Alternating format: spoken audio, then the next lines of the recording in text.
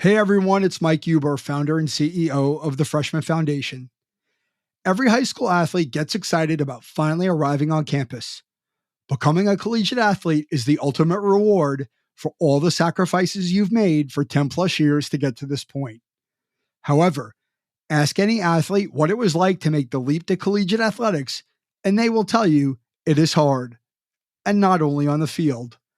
In private moments, high school student athletes might ask themselves, am I truly ready to make the leap to college? The parents might ask, is my child truly ready to handle life on their own in college? It is absolutely normal to ask these questions. However, that doesn't make you feel any better if you don't have the answers.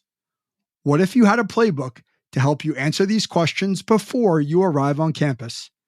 The Freshman Foundation Digital Playbook helps high school athletes be ready to dominate the leap to collegiate athletics.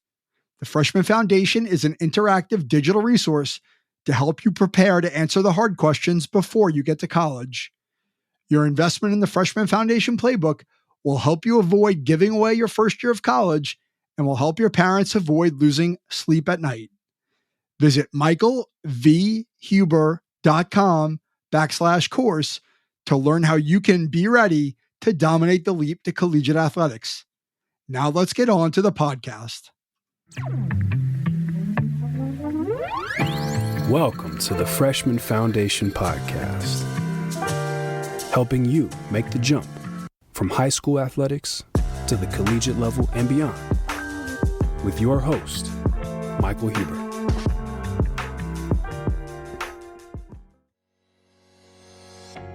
Why is Angela Teeple all in for living her purpose of helping young athletes? Welcome to the Freshman Foundation Podcast, where we help young athletes be ready for every next step in the game of life through mental performance coaching. My guest in this episode is Angela Teeple, founder of a not-for-profit organization called All In Athletes. Angela was a Division I field hockey athlete at Ball State University and then a high school coach and teacher on the Jersey Shore for over 20 years.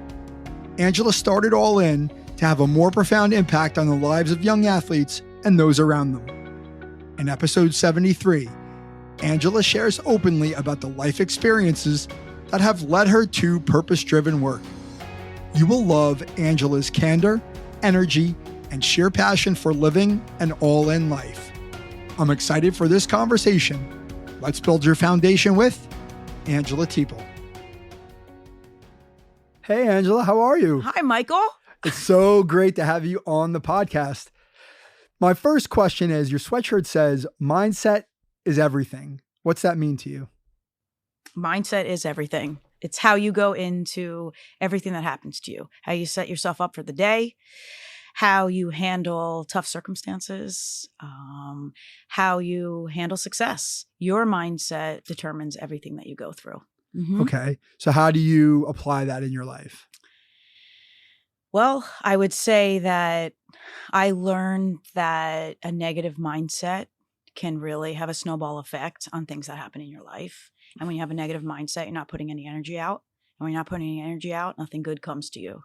So having a positive mindset, no matter what I've gone through, finding the silver lining, no matter how small it is, even if some days it's that cup of coffee was awesome and I'm gonna rely on that cup of coffee, is get you to the next day. And really that's what it is. It's one day building on the next day, building on the next day of a positive mindset, of a growth mindset, of a all-in mindset. It all kind of comes together, to really, it's life. Really, that's what it is. It's your mindset.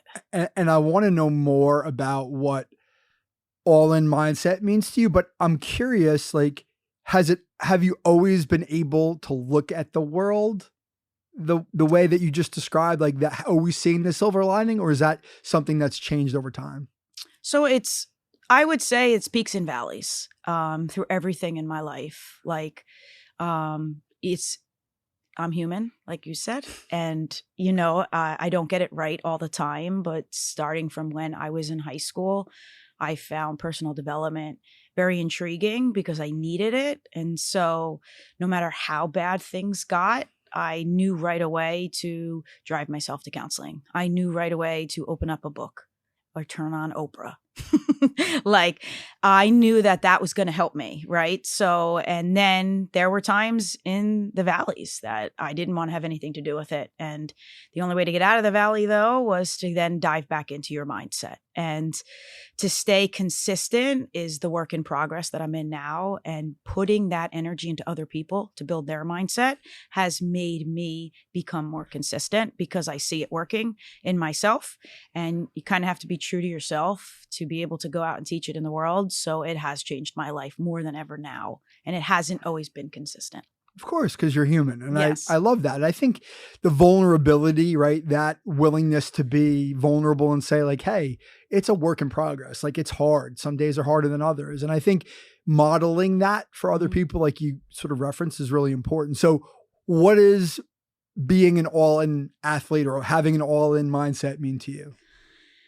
You're just, you're doing it at all costs. Like, you're all in for yourself. You're all in for your teammates. If we were to talk about being an all-in athlete, you're all in no matter what life throws at you. So when things are going great, you're all in to spread that message. When things are going bad, you're still all in. You're still showing up. And there's no other way. Like, you could say, okay, like, I'm not going to do it today. But you can't say that. It's you're all in, like, you all risks. Like, I have literally stripped my life of anything that's been comfortable. I have had things handed to me to say, okay, run away with this business. And I've said, no, I am all in to achieve my why and to build what I'm building. And that's what it is. You have to just keep going, keep going. Yep. Mm-hmm. Just keep going forward. Keep going, rise above, all in, 2 feet forward. Mm-hmm. And so before you started All In, you were a teacher and a coach. Is that right? Yeah. 23 years. So tell me about that. Like, what did you coach? Like, what was your experience like as a coach? So I got right out of college and I was a nutrition major, and I wanted to immediately, like, the experience in athletics, I wanted to give back. So I got right back into coaching, and then I was like, all right, let me see if I can become a teacher. Do I have to go back to school? School is not my thing. And fortunately, there was alternate route. And because of nutrition, I had a really big science background. So they were like, okay, like, you just have to pass this praxis test. And great story. It took me 6 times to pass the praxis test, but I got hired with the idea that I was going to. So I finally did. And I went alternate route. And I did that for 23 years. But through it, like, to say that I loved the education portion of what a periodic table was, or, mixtures and solutions, that wasn't it. Like, I loved the relationships that I built. I love the connection amongst myself with my friends that I've grown up with there in that building, and then these kids, and teaching them life lessons and coaching.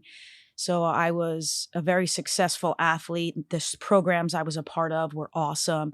And then I go to Monmouth Regional and we're not as good. And so I personally think it was God's plan for me to say, okay, so what are you still going to get out of it? And it was in those years of being a head coach that the team building, the culture, getting these kids to believe in something that we weren't going to go into a lot of games and win. So what we were going to get out of it. So I perfected my craft without knowing, of being a head coach, of wanting the relationship with the parents, of building a culture. So I just and I loved fundraising. I loved doing the senior class, the yearbook. I loved everything but sitting in front of a classroom and teaching about the periodic table. And eventually it took a toll on me, because I was like, I need to be doing something different, because my character was being questioned, because I wasn't doing the right thing as an educator and as a professional. And that was when it was time for me to leave. So that's when I decided I'm going to go all in and see where this takes me for the past year and I guess 10 months now. Mm-hmm. So how, and I want to hear more about that, but how did your experience as an athlete shape your worldview as a coach? Like, what were your experience, like your athletic experiences? Like, what did you bring to the table when you were coaching? So my experience as an athlete was the fact that I was I went to Shore Regional. I was part of a top-notch program.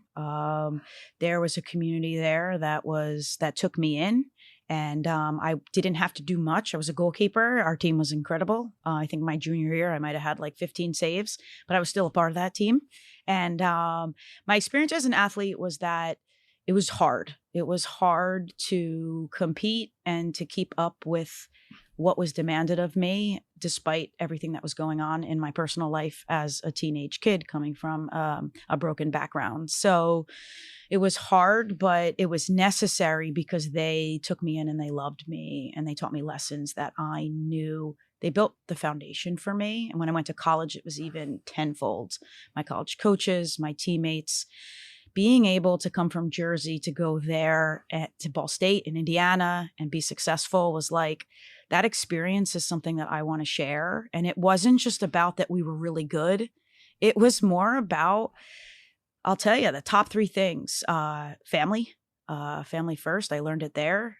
Second thing is you have to just keep going, like we've talked about, no matter how hard it gets. And then the third thing is hard work pays off, and no matter what's going on in your life, if you ask for help and you get it, you work hard, and you're gonna get what you deserve. Yeah, I mean, we have a lot of similarities in our background. I think one of the things, like, I don't know your family life backstory. We don't necessarily have to get into that, but I am curious.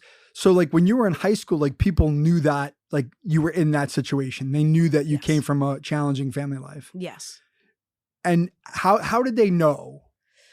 Did you tell them? I advocated for myself. One of my biggest strengths was advocating for myself. I opened up. I wore my heart on my sleeve.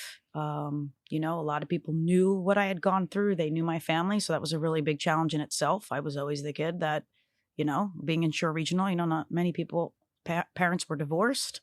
Not many people's parents lived the lives that mine lived. And so they took me in, the many families, the Kelly family, the Waterman family, they all took me in to just say, you got this, along with my coaches, Nancy Williams, Megan Kelly, Jen Carlisle. Like it wasn't always easy. Yeah. So, I mean, I love that because like when I contrast it to my own experience, like it was so diametrically opposed. I grew up in a family that it was not normal or functional, right? But I hid that.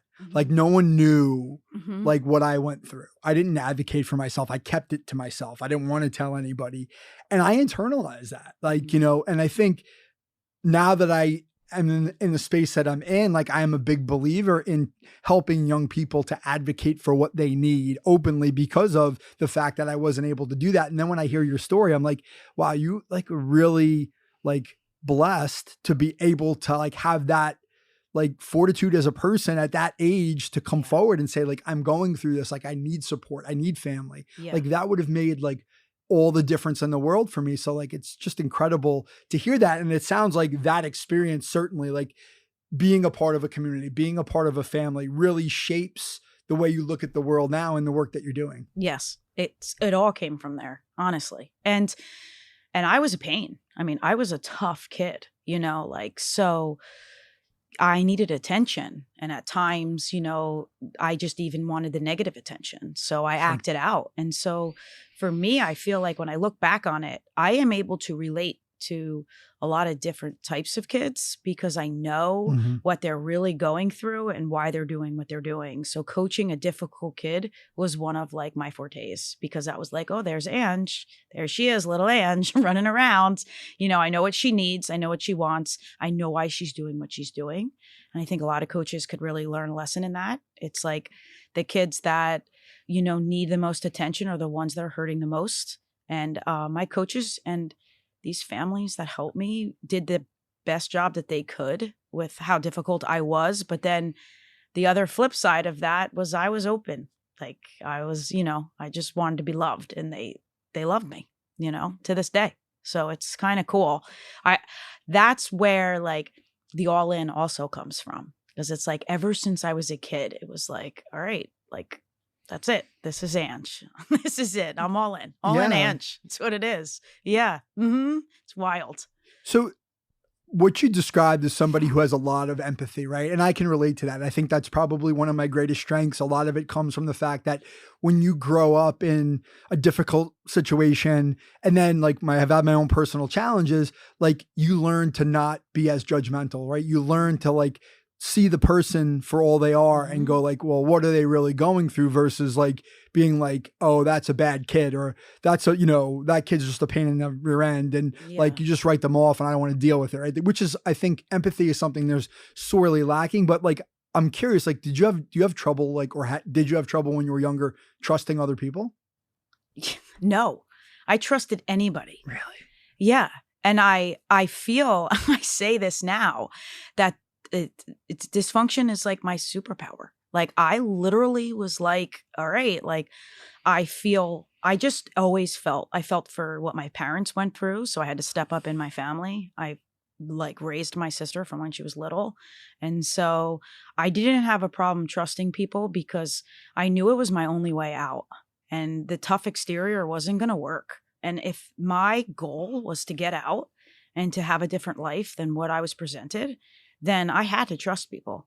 And luckily, like I had people that were trustworthy who truly cared. Like I had the total extreme, like that didn't judge me, that took me in, and I just went with it. Like really. And people are surprised by that. One of the things that I think I do carry with me though, is I do trust, but I feel too much for people and I forget to feel for myself. And so that is something that did come out of it. Like I will feel for people because I'm so thankful and I feel what they go through. And then when it comes to my own feelings, sometimes I'm like, oh, I got this. I could do this. Like, this is fine. I'm fine. So, yeah, I can. Yeah. Well, I relate to that too. But I think when you're saying that, like the first thing I think is like, you do have it, right? Like you do got that.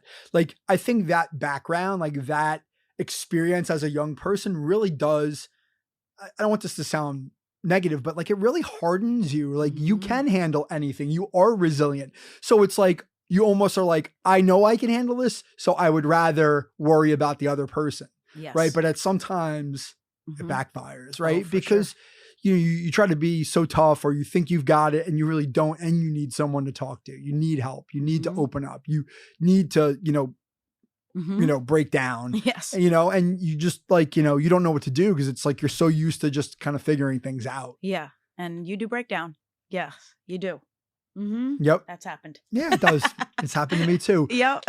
So like at what point did you start to like conceptualize, visualize, like think of starting all in as a business, as a not-for-profit, as a brand? Like when did that come to fruition? So 2021, I lost my grandparents and that was really hard for me. I went through some very hard personal times in a matter of 3 months.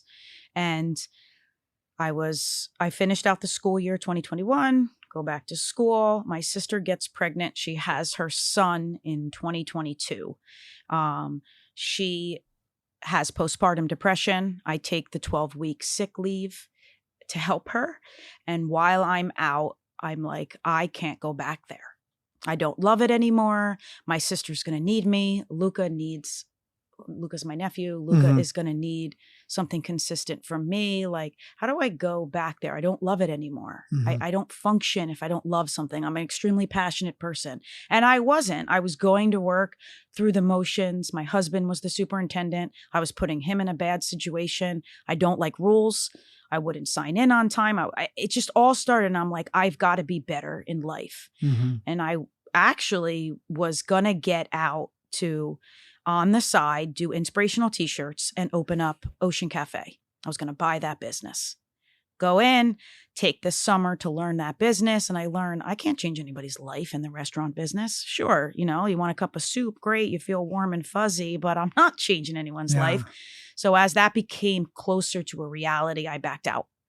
And then I was like, all right, I'm going to dive into this inspirational t-shirt company. And then through that, I realized that the message behind it was motivating, inspiring, working on people's mental health, being Ange, and we came up with All In as a philosophy, my business partner and I, and we wanted to sell apparel. And quickly selling apparel turned into me going and talking to people. I never felt more alive being on stage in front of kids and adults to talk about what it means to be all in, to tell my story. And then it morphed into this message. And then it morphed into, in order to make a difference, you know, and get funding and do what I want to do in this business, I need to make it a nonprofit.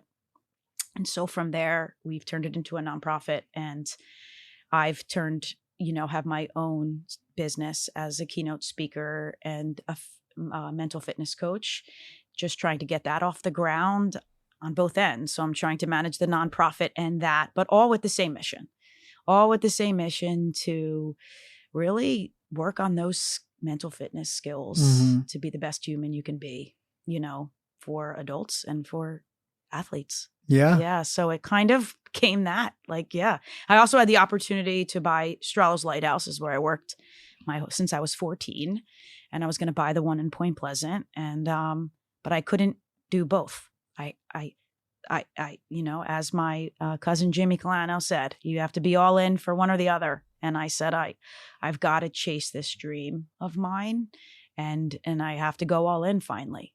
And what that looks like, I don't know, but it's pretty awesome sitting here with you. Yeah. You know, and I was thinking about that as you were talking, like that idea that like within a couple years time, like the details, the sort of the fine print has changed, but what you're doing never has. Like, this is where I need to be. Yes. In this space, helping people, like sharing and coaching and doing all those things that I love to do, because that's where I can have the greatest impact. Yes. And you don't know where it's going to end up, right? You don't. No. Things change all the time. Like, I think it's going to be this and it ends up being that. And at the end of the day, it doesn't really matter if you're doing what matters to you, right? And I think that's always kind of your North Star, not you, but any of us, right? Like, where do I want to be? What's my impact? And like, you're following that, which is like, it's incredible, you know? I am. Yeah. I feel like I'm working on all the strengths I've ever had, and pulling it all together and working for yourself is hard. So that's the challenging part. But honestly, like, I love fundraising. I loved fundraising as a teacher. I love fundraising. So now I'm going to fundraise for the nonprofit, going in and giving a group of kids resources and athletes, you know, for free because of my fundraising efforts and donors sounds incredible to me. Like, I'm okay not making a lot of money if I'm doing that, and these kids are going to get the foundation that was built for me to get me here, is all I care about. It's truly is. And I think that I know that money, what I need to survive, will come to me if I'm following what I am supposed to do with my life. Yeah. I mean, purpose-driven life. It's what it is. Yeah. It's, you know, I think that that's really valuable for me to hear, because I do think that sometimes, like, hey, just keep doing what you're doing. I kind of am a believer in karma, even if you don't like call it that. Yeah. I think I try to remind myself, like, everything you're putting in, like, there is a reason why, and it's going to work out, right? The way it's supposed to. But I think at the same time, it's like, there are definitely those nights where you kind of put your head on the pillow and go like, can I keep doing this? Like, have you ever had those kinds of, have you had that experience? I mean, just recently, because I spent the whole year building up this apparel brand with a business partner, and then deciding that, you know what, I want to turn this into a nonprofit, and we need to separate for our own reasons, right? And so now I feel like I'm back at zero. I got to go back and start a website. I got to learn the nonprofit business while I was gaining ground with Angela Teeple as a speaker and as going in and doing workshops. So all the balls in the air, something has to fall. So how do I prioritize the podcast, All In Athletes, the nonprofit, Angela Teeple, getting into schools, talking. And now it's just like, all right, I'm back at zero. And so I've got to be okay being back at zero, because it's part of the journey, I think, for me, because I feel like I'm finally where I'm supposed to be. But when you think about money is where I get caught up. And if I can put the money out of my mind and remember the why that we talked about, then I'm fine. Like I'm totally fine. Oh yeah. Yeah. You know what I mean? It's that part. It's wow, I was at the top of the guide as a teacher. I was this, but I wasn't happy there and I wasn't my best self. So you really have to stop and you have to do the work. I have to journal. I have to go through my processes, right? I have to reset. I have to do all those things that we talk about and that we talk to kids about. Yep. That gets me through every day. I mean, literally and it doesn't go as smooth some days, but you surround yourself with the right people and they'll remind you of what you're doing. And then like yesterday, I was having a rough day. I just got over COVID.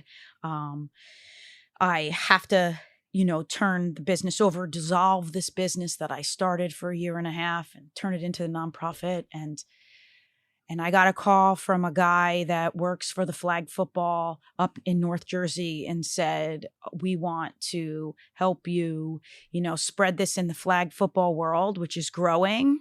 And we love what you're doing. Let's talk. Sat down and talked to him. And it was like, okay, let's go. If I can have one of those conversations a day, I'm like, let's go. Move on to the next. Like they find you. It's like they find you. Yeah, heck doing yeah. the right thing. It was cool.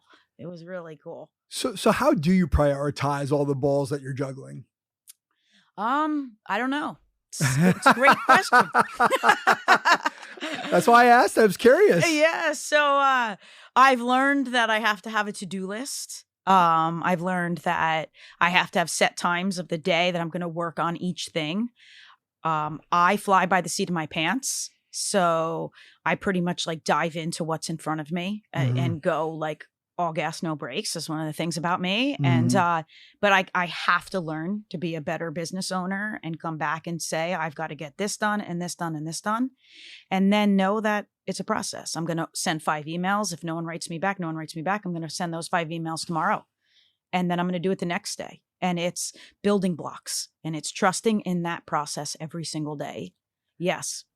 I think what you said in the last like few minutes is really like valuable for everybody, and it's valuable for me. And I certainly share this with not only my clients, but people that I surround myself with, is like that, knowing what you can control, right? Getting up and sending those 5 emails, knowing that there's not an ounce of guarantee that anything's coming back, but still being able to do it consistently every day and going through that process and being okay with not getting anything back. Yep. But I think eventually, like, sometimes when you don't get the feedback, it is really hard, right? You go through these periods where you're doing everything consistently all the time and nothing's coming back, or it feels like nothing's coming back. Like, how do you keep going? How do you stay all in? Because it's hard times. And the only way to get through hard times is to go through them. And so to me, like, if you, of course, like, every coach also needs their own life coach. So my life coach tells me that the more you continue to put the positive energy out there and stay the course, it will come back to you and you will be like, okay, let's keep going. And it's funny because probably in the beginning of November, I sent 250 emails. Legitimately, in the span of 3 days, I didn't get one thing back. And you know what? As the competitor in me, I was like, all right, you don't want to send anything back? I'm going to keep going.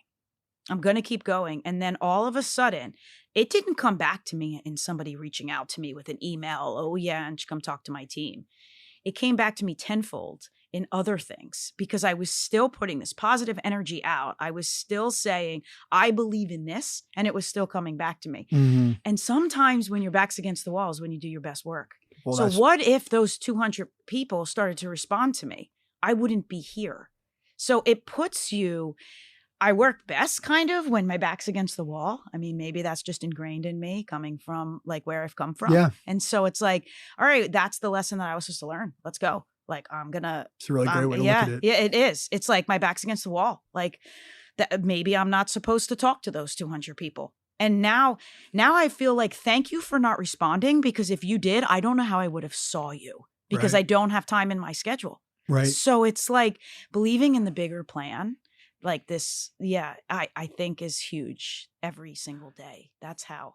Yeah. I mean, listen, I think I love what you just said, because I think, right, things happen for a reason.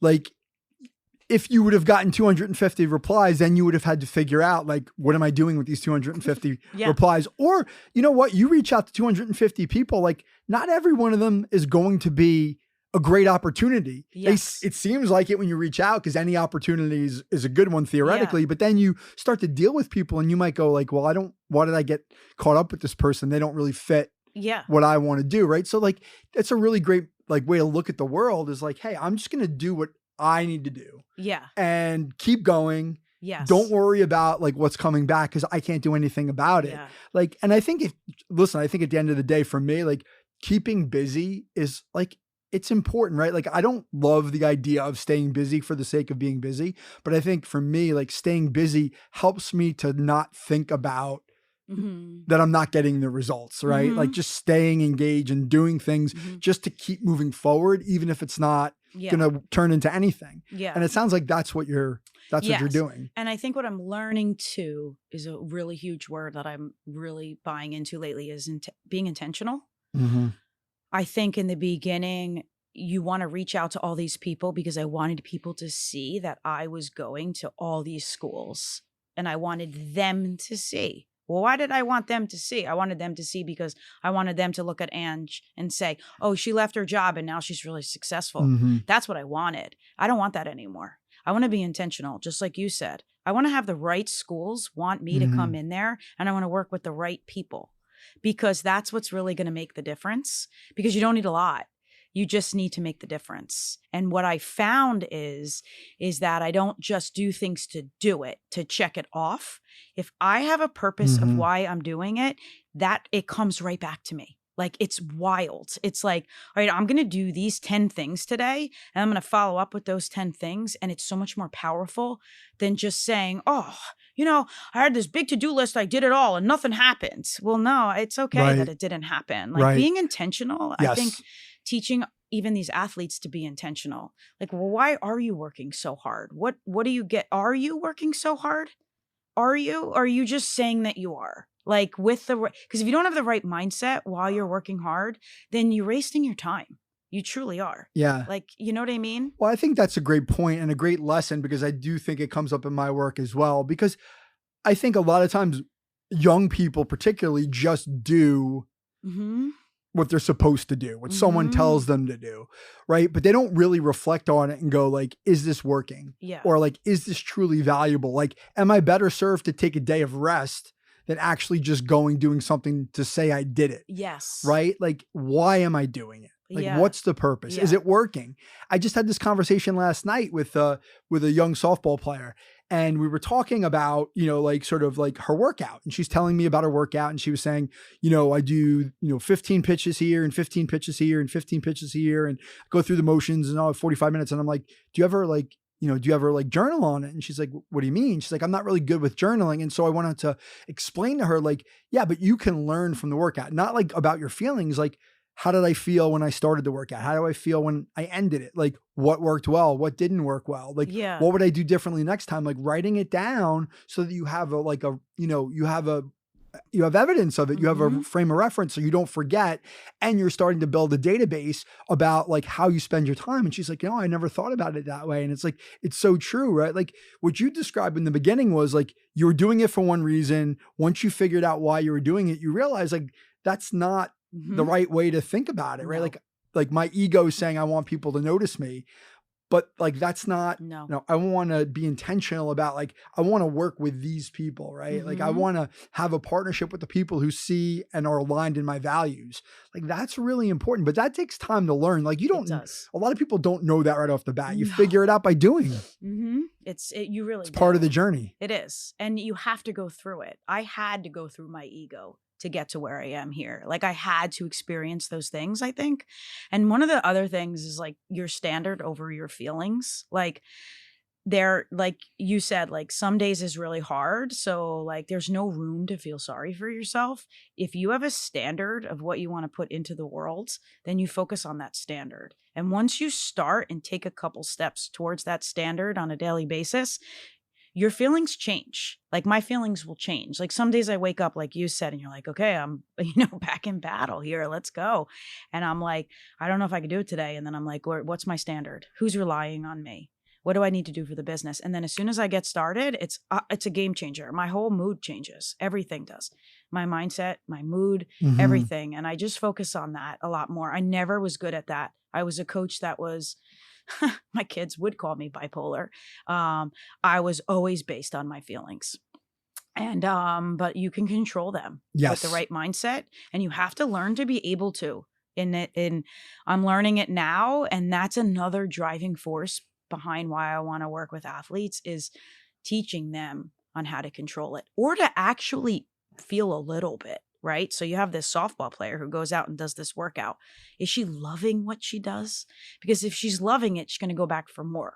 But if she's not, then she's entering that space of like, I'm just doing it to do it. And then burnout happens. Yes.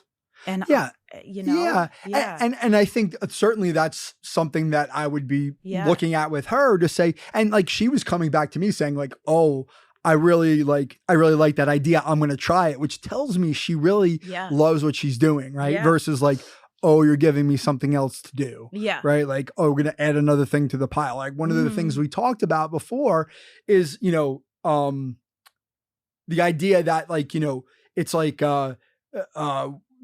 with mental, like it just goes to like mental performance, like the coaching side of it goes to the wayside when there's other stuff, right? Yeah. Strength training, a practice, a game, family vacation, you name it, like everything else comes first. Yeah. The athletes who come to it are really the ones that are genuinely, in my view, interested in getting better, because now they see this resource that's there for them that they've never had before. And they're going like, oh, I want more of it. Give me more. Because I want to understand how to manage my thoughts and emotions. Because one of the things I talk to athletes about all the time is, in sports psychology, we talk about, just like you said, thoughts become our feelings become our behaviors, right? Being able to control our thoughts is going to be able to help us manage our feelings. If we know we're feeling a certain way and we don't like it, we either can change the way we think, or we can actually act our way out of it, right? Like, I know I'm feeling like crap. Why don't I go do something positive? Like, even if it's hard, if I do that, it's going to change the way I feel about myself, which is kind of what you were describing, right? Like, I'm just going to go do something that I know is meaningful. And I'm not feeling great about it right now, but once I do it, now I'm feeling better. I'm like, I acted my way out of the feeling, right? Yeah. But to me, it all comes back to the awareness of it, right? So I guess I want to talk about your work with athletes specifically. Like, I've seen some of the stuff that you're doing, like on social media, and like you're meeting with teams, you're working with groups. Like, what are those workshops, for lack of a better word, look like? So, I'm still in the process of like really honing in on exactly what that looks like. Yeah. I mean, like a lot of times the coach will say like what they want out of it. And I think for me, going in on the way that I function is like just being authentic on what we were talking about, and having these kids see me for who I am. Like, I want them to know that I sat where they're sitting. I want them to know that like, I know that it's hard being an athlete in this day and age, but that's not an excuse for coaches to have, parents to have, and the world to have, to say, oh, it's just so hard. These kids are just not the way we were. Like, I want to change that for these kids. And when I go in, it's really like stripping them and being vulnerable with them so that they can be vulnerable with me. Because it's like, who is this human coming in here, this 5'1" tyrant, like, and and that wants to talk about like what I'm going through. Right. And so like, I think my gift is the empathy, is the, hey, like, what are you all in? What is your connection like with your teammates? And what does it look like with your coaches? Like, and really asking the coach, do you know when their birthdays are? Do you know how many siblings they have? Like, I think that stuff is very important. Yes. And that's my angle. To sit down and do goal setting, I don't think is a strength of mine, because I don't do goal setting like that. I would say that my strength is to definitely go in and normalize the conversation, one-on-one relationships, peel back a layer to have fun again, and be like, hey, this is awesome. And I love this because of this. And then be able to put it where it's supposed to be. Like, you're an athlete for 4 years of high school, 4 years of college, but then you're going to go out into the real world. And so how is athletics going to help you do that? And so talking about grit, resilience, conflict resolution, right? Having a clear, open plan how to deal with a teammate that's not being very nice. I think those are the things that we want the nonprofit to do, to be able to provide the resources to go into teams and say, here's workbooks, here's conflict resolution, we're going to coach the coaches, and then have this culture to be better for the kids, to be like, okay, this is what it's like this day and age. If we're not giving it to them, they're getting it from social media. They're getting it from a TikTok video. Yeah. So let's give it to them this way. For sure. You know what I mean? I absolutely do. I think that's really honing in on the marketing side of it. And what that will really look like is where I'm at right now in the beginning process. But when I was flying by the seat of my pants and going in there and talking about all in, it was about that. It was, and getting in there is hard to the teams. So okay. So a few more questions, and that's where I was going next, right? So like, what is the general response? Like, and this is, I know it's a wide open question, but from coaches, right? Because I'll just preface it by saying my experience with coaches is some like really value what you're doing, but a lot see it as, I don't need this, or like, I've got this. I don't want somebody from the outside coming in, or like, I know what I'm doing. So like, what are what is the responsiveness, or like, where do you find like the connection points where coaches come say, yes, I really want this? Like, is there a commonality and who's interested in what you're doing? So I think that the coaches that are already doing it really have no time for you. Okay. But what I'd like to see from those coaches is like, well, what are you doing? Why don't you share with me? Let's open this up, right? I'd like to see that. The coaches that want to bring you in, truly have the best relationships. It's like that whole thing when you had parent-teacher conferences and the only parents that showed up were the good kids' parents. It's the same theory. Like, I find that these coaches that want to bring me in are actually exceptional human beings that want more for their athletes than just wins and losses. Okay. So it's really cool because the kids hear it from the coaches, they're hearing it from me, and now we're all talking about it together. And so I think that's where the ultimate goal is, to have every program get there. And then the coaches that really have no time for it, to be honest with you, like, really, I don't think know why they're coaching. And they're burnt out. And I can understand that. And then I can understand from an athletic director's point of view that they can't even get coaches. So they're sticking people in there that don't really have it. They don't want to take the time to do it because they don't want to feel. They don't want to talk about that kind of stuff. Yeah. They don't feel comfortable. It makes them uncomfortable. Yeah, absolutely, 100%. And so how do we get those coaches to understand that, like, even we can be there for you to help make this more comfortable for you across the board. Yeah. But I truly think that until it becomes a standard set by higher education, the higher ups to the athletic directors, not holding the coaches accountable, because they don't have to hold coaches accountable. It's more a standard in your athletic programs to evaluate your coaches on the culture, on is there any character development happening. I think the shift will happen when that happens more often than not, if it will, right? So like you said, it's more reactive in this world. It's no offense to anybody, but it's just the world in general. I give you a lot of credit, right? Because I don't gravitate to trying to make that sort of macro level change in an organization, because I know how hard and frustrating it can be. And I think that's a credit to you, because I think you're right? Until the culture is like, hey, we want to value these young people genuinely as people before athletes, then it's just going to be onesies, twosies, right? You're going to have to find the needle in the haystack, the coach who really wants to do that, who values that. Most other coaches are burnt out. They don't make a lot of money. They're just there to win and lose, right? Like, they're coaching because they want to be competitive and they don't have it anymore in their life. All those different things.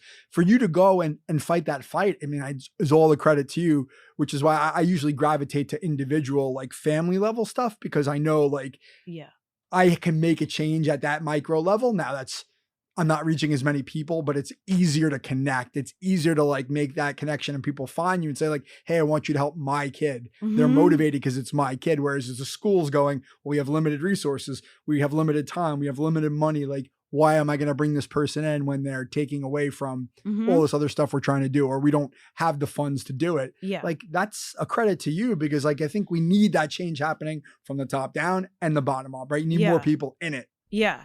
And that's why instead of making the business any kind of profit, the All In Athletes will be a nonprofit. We will come in and say, this is what we're going to do. And hopefully Yeah. it catches like fire. Hopefully the athletic directors see that, hey, I have less parent problems. I have coaches more Okay. motivated, and these kids are getting a different type of experience. Yeah. And then using the platform of All In, we can spread that message, you know? And is it going to be perfect? And do I understand? I lived with a superintendent. I live with him, right? So I know there are struggles. My really good Yeah. friends are athletic directors. Like, I know their struggles. But if we all have that same attitude of mediocrity, and if we all just want that, then there's going to be no true change. So it's really, you know, and the why is burns inside of me. It's the resilience. It's like, I'm going to just keep going. I love it. And you're going to say no 100 times over, but everybody's always said no to me. So I love okay. it. Well, Yeah, I mean, it's true. I love it because like this conversation is like genuinely helping me today. Like the idea that you have that attitude and that approach and that fire and that like passion for what you're doing is like, for me, it's huge, because some days it's just, you're in the vacuum, right? And you don't have that person saying those things that you hear. You go like, oh, now I remember why I've done all these things, and not getting down on myself, and realizing that there's a bigger purpose here about changing this culture within athletics, which is so important to us, right? We were athletes. We love sport. We love what we're doing. We love kids. We want to help them, right? Like that takes a lot of energy and a lot of time and a lot of money and a lot, right? And like, you just got to keep going, and you have to be, you got to be all in. So as we wrap up, the last question I usually ask is like, what's the one piece of advice you'd give to? So I'll let you pick. What's the one piece of advice you'd give to an athlete or a coach or a parent? Like, you could pick one, but like, what's the one thing, if you think it's like, you know, absolutely, you know, the most important thing, what would you share? I would say, like, the one piece of advice I'd give in the athletic space community of a coach, of an athlete, of a parent is peel back the layers and get to know each other. Is truly feel for each other and know what each person goes through.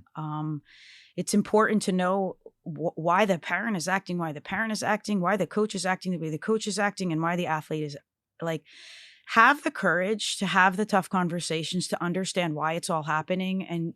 And I feel the connectivity will make the change happen. I really believe that's the best piece of advice, to understand all those avenues. Yeah, I think it is. I think it's a challenge, and I think we need more people like you to facilitate that. Yeah, so absolutely. Angela, thank you so much for joining me. Yep, thanks.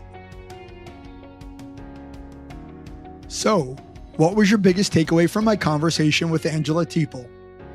My biggest takeaway is what Angela said about living her standard over her feelings. It's easy to give into our feelings, especially when they are negative or uncomfortable. However, if we set a standard that we aspire to every single day, then we must be intentional about achieving that standard, regardless of how we feel. It's hard, but it's possible if we put in the work. I want to thank Angela for sharing her story in this episode. You can learn more about Angela on her website at allinathletes.org and on Instagram at allin.athletes.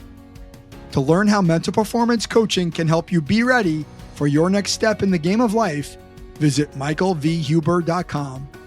Thank you for listening. We'll see you back soon for episode 74.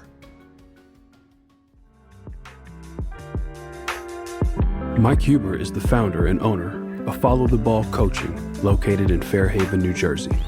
He is a mental performance coach and business advisor dedicated to serving athletes just like you reach their full potential on and off the court. The Freshman Foundation is all about helping you get to the next level. For more information, follow along on Instagram at the Freshman Foundation. Please subscribe. Give us a like on iTunes, Spotify, leave a review. tell a friend. Most importantly, come back in 2 weeks, ready to get better.